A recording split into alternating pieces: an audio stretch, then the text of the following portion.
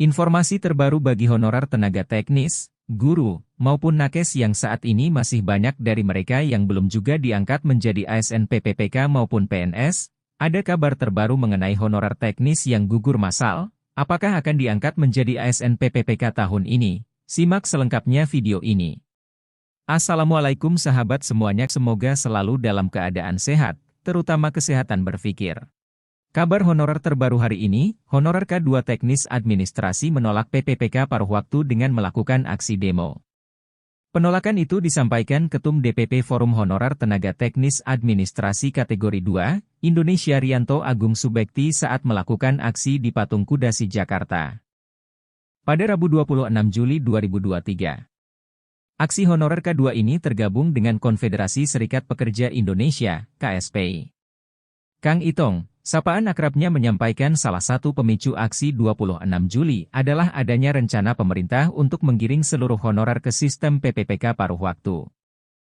Sistem tersebut dinilai bisa menyelamatkan honorer dari penghapusan pada 28 November 2023. Kami sudah meminta penjelasan tentang paruh waktu ini kepada pejabat Kementerian Pendayagunaan Aparatur Negara dan Reformasi Birokrasi, Kemenpan-RB. Hasilnya sangat mengejutkan, kata Kang Itong kepada jpnn.com. Dia membeberkan bahwa pemerintah memang akan memberikan kesempatan kepada 2,3 juta honorer untuk mengikuti seleksi pegawai pemerintah dengan perjanjian kerja, PPPK, tetapi sistem paruh waktu. Bukan hanya tenaga kebersihan, petugas keamanan, sopir yang akan digiring ke PPPK paruh waktu. Guru honorer, tenaga teknis administrasi pun masuk daftar PPPK paruh waktu. Alasannya, pemerintah, ujar Kang Itong, agar guru dan tenaga teknis administrasi bisa menyambi pekerjaan lain. Contohnya, guru PPPK paruh waktu hanya mengajar mata pelajarannya 2 jam. Selebihnya bisa diisi dengan memberikan les privat atau menjalankan bisnis lainnya. Ini sangat tidak manusiawi kalau guru saja diperlakukan kayak itu. Guru itu tugasnya mencetak generasi bangsa berkarakter Pancasila, tegas Kang Itong. Dia menambahkan honorer K2 tenaga teknis administrasi pun sudah cukup bersabar menunggu solusi pemerintah. Ketika solusinya berupa PPPK paruh waktu, maka honorer K2 menolak. Honorer K2 dijanjikan menjadi PNS, tetapi perkembangannya malah dijadikan PPPK. Di saat honorer K2 mulai menerima PPPK, kini dibuat sistem paruh waktu.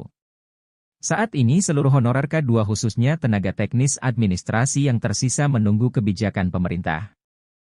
Jangan sampai kebijakan tersebut dikeluarkan menunggu hasil pemilu 2024. Kang Itong mengingatkan pemerintah bahwa honorer K2 dilahirkan dari payung hukum PP 48 tahun 2005 Jo PP 43 tahun 2007 Jo PP 56 tahun 2012. Dia mengimbau seluruh honorer TTA K2 untuk bangkit dan bergerak. Berjuang bersama-sama mendapatkan status PNS maupun PPPK penuh waktu. Jika tidak mau bangkit dan bergerak pasti akan terinjak dan dimanfaatkan oleh para calon legislator yang berlaga di pemilu 2024 nanti. Jangan sampai, kata Kang Itong.